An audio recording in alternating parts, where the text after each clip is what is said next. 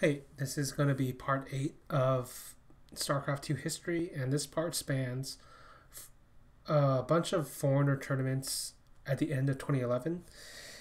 And like I said in the previous video, it was about Anaheim and the rise of MVP as the king. And this one, it's about a bunch of foreigner events that happened near the end of 2011, and I call this the height of foreigner power. And what I mean by that is, I believe this particular era, this small period of time, is when the foreigners were at their best relative to the Koreans, and arguably the best overall in terms of gameplay. That's a controversial statement to make. I know a lot of people believe that right now it's the best time for foreigners versus Koreans, and there's certainly like an argument for it, just because like if you want, you could just do the arithmetic. There are like 40 Koreans, and then back then there were 200 to 300 Koreans depending on what time you're picking. So obviously just by the pure numbers it would be closer. But I think this is the period where you have multiple foreigners able to win gigantic tournaments at the back to back to back, or have very very strong runs. So this spans the end of 2011. It's the rise of Stephano. It's Huck's best results. I know he made top eights in GSL and stuff, but I think I think his victory at Orlando is his best result.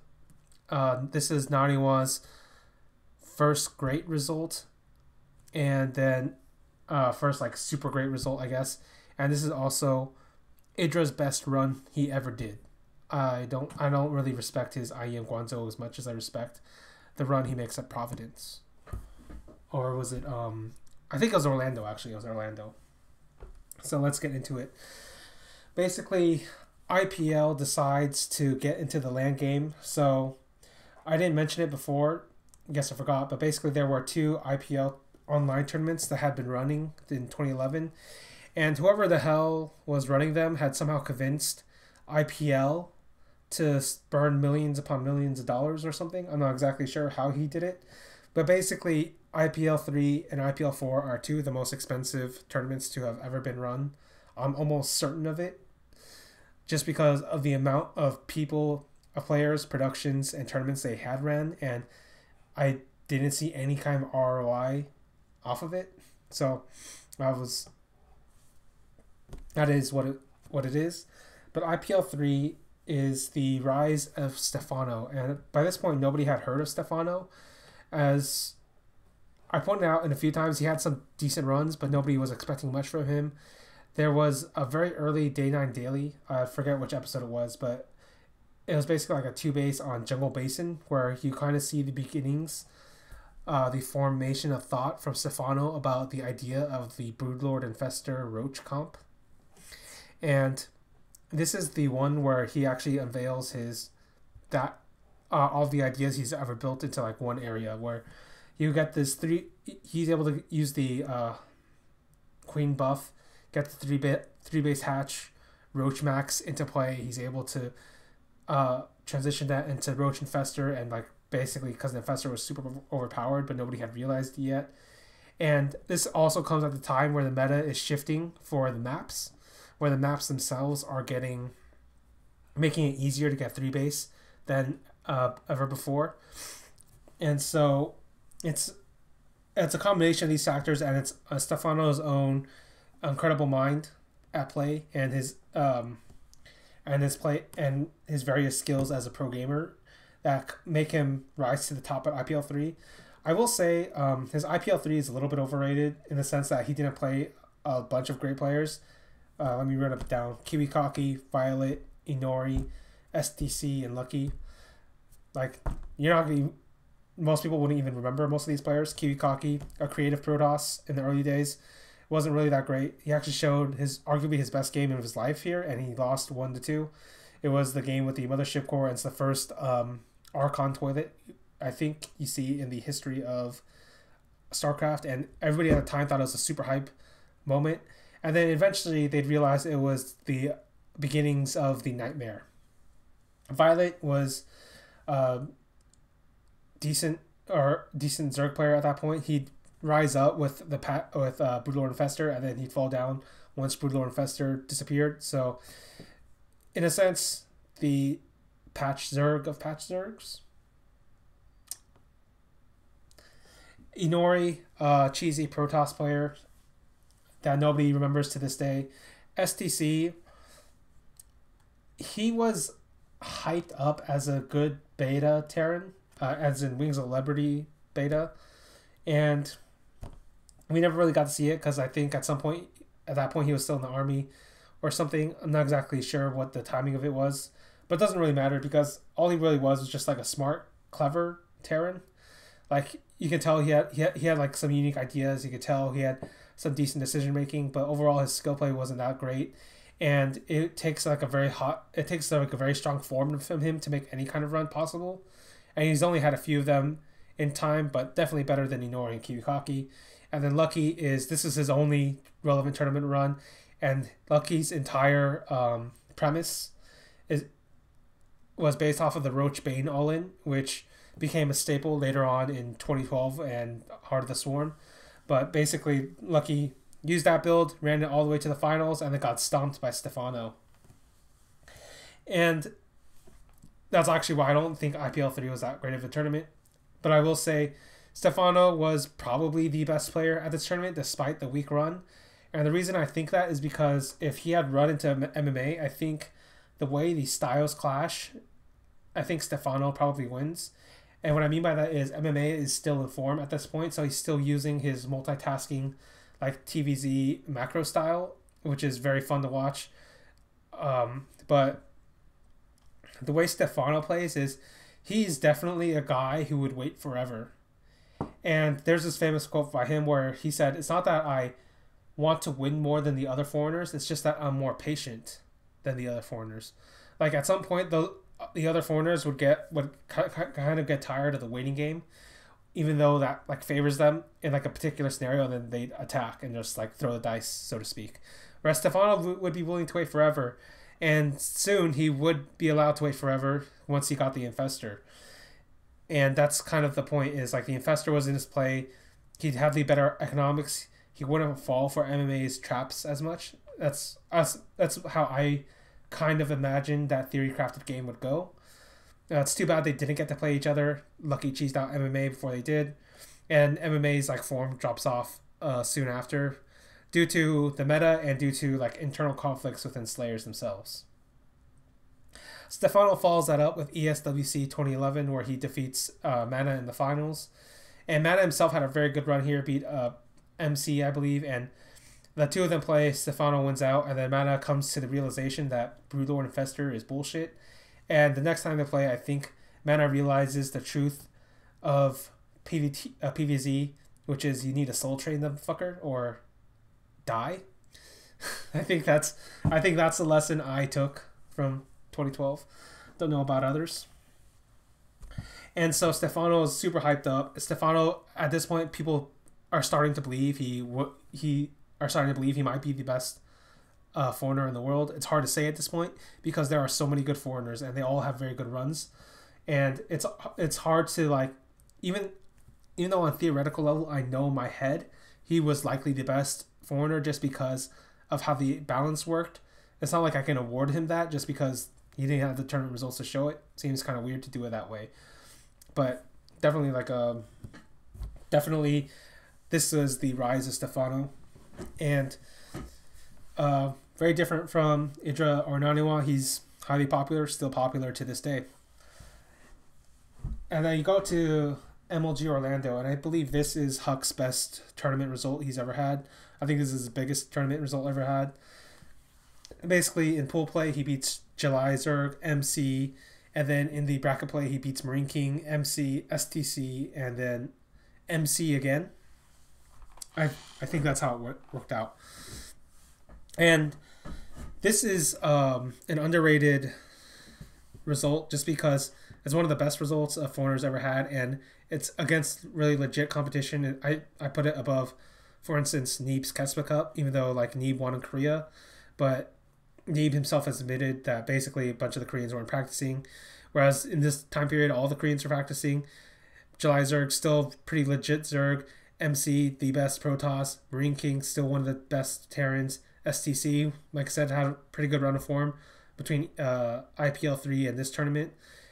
And he beat MC again. So overall, I'd probably put Huck's run here as better than Neeb's run in Kespa Cup. And so he wins that tournament, and basically that's the crowning zenith of his career, and and then he's also had like GSL round of 8. Like I mentioned, he loses to MVP a few times, which is too bad for him because maybe he could have gone deeper if he had the right runs, but MVP is MVP, and it's hard to like deny the fact that MVP was MVP. And then the other foreigner that really showed a fucking great run here was Idra, and I think this is Idra's best run of his entire career, even though he's won like a few other tournaments, but basically this is the best one. In this one, he beats Boxer, and then this kind of causes Boxer, because like Boxer played pretty badly in the pool stage. This causes Boxer to like practice all night, and then there's that famous image of him practicing alone at MLG when all the lights are out.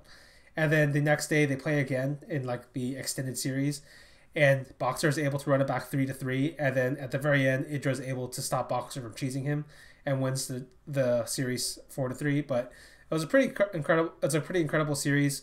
I think it's one of the most watched series ever in StarCraft 2 history. I'm not sure, but then Idra goes on to beat Hongen. Hongen was, you might not remember this name, but it's all the way back from the GSL Open when he. The early GSL Opens when he beat Fruit Dealer. He's back, and I guess the best way to describe Hongen is in a group. There was a GSL group nomination, and what those are basically the Koreans get to pick who gets to play in their group.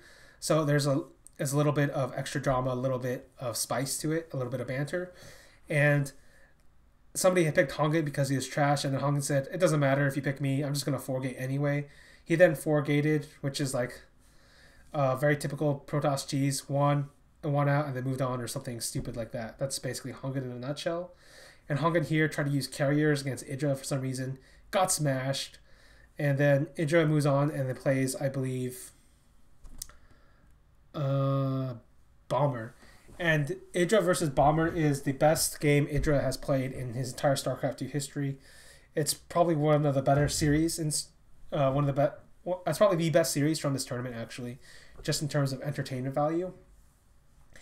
And Bomber is often like that, where like Bomber actually played the exact style that Idra loved the most, which is both sides macro, both sides got to the late game, both sides proved they are the best late game player. So it's Idra in his best suit, which is Muta Ling, Bane Ling against the infinite bio push of Bomber. It's a very fun series. You can go back and watch it if you want. I think it still holds up today.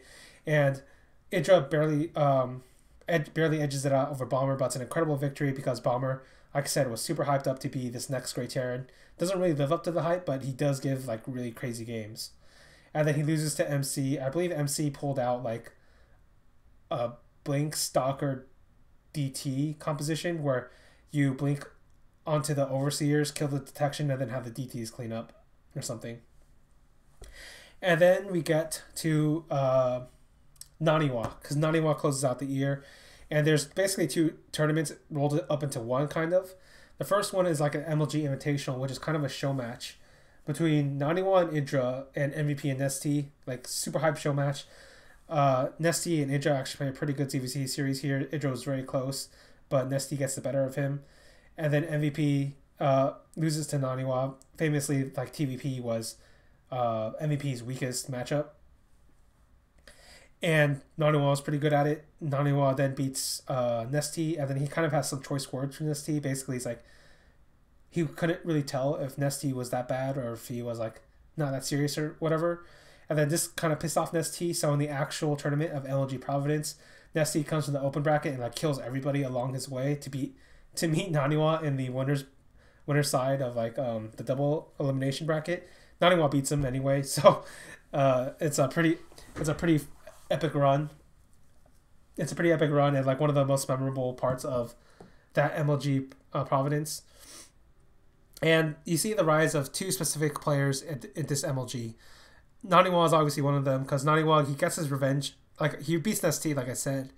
He beat MVP in the show match or tournament. And that depends on how you want to look at it. He beats Huck, who he gets revenge on Huck from Anaheim and kind of like proves his superiority as a PvP player this time. He beats Dongwei-gu, who, like I said, top 3 Protoss, maybe the best top 3 Zerg, maybe the best Zerg at the time. And then in the finals, he meets the other guy who makes his huge name for himself, Leenock. And Leenock, I mentioned his name briefly like a million years ago in the GSTL and then before that in the GSL Open.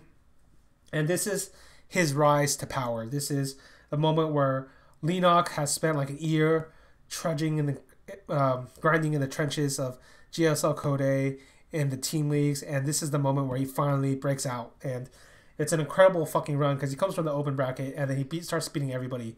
He beats Boxer, he beats MMA, he beats Idra, he beats Huck, he beats Dongwei-gu, and then he beats Naniwa. It's an incredible run. But I will say, even though Leenock was probably the better player between Leenock and Naniwa, Naniwa kind of choked this finals. He didn't adapt to anything Leenock was doing, and I know Naniwa is smart enough to understand what Leenock was doing, which is basically a bunch of cheeses. But what can you do? So this ends the this like tournament span of like 3 to 4 tournaments where you have Stephano kicking ass, Huck winning, Naniwa winning a huge ass tournament, like one of the biggest not Naniwa winning, but Naniwa getting second, one of the biggest tournaments. Idra having an incredible run at Orlando, and I believe this is like the most top level foreigners StarCraft 2 has ever had at one single time. It wouldn't last very long. Like, Huck would take a dip in form, still be a very good player. Still be a pretty good player, and I still think he got like a top 8 GSL in the following year, but he wasn't quite the same player as he was in 2011. Idra basically falls the fuck off. Stephano rises in power, and Naniwa is still very good. So this is probably the height if you're just talking about the top level of foreigner StarCraft. And in my opinion, it's probably the highest level they've ever reached. Just take it for what it is, and it kind of sets up for the next video, which is what I call the Leenock Jockey jump, where basically people are starting to realize that all these players are starting to understand StarCraft 2 on a much stronger level, and so it feels like there's a gigantic leap in skill during this time, but it's more like the players below, the players that needed to grind and learn the game have learned it and are now jumping up to fight for the top. And obviously MMA and Dongwei-gu were the first. Naniwa, Stephano are like the Stephano, Thorzane for the foreigners rising up. And then we have Leenock here. And this all like culminates in the final like big Korean tournaments of the year, which I'll talk about next time. All right, see you later.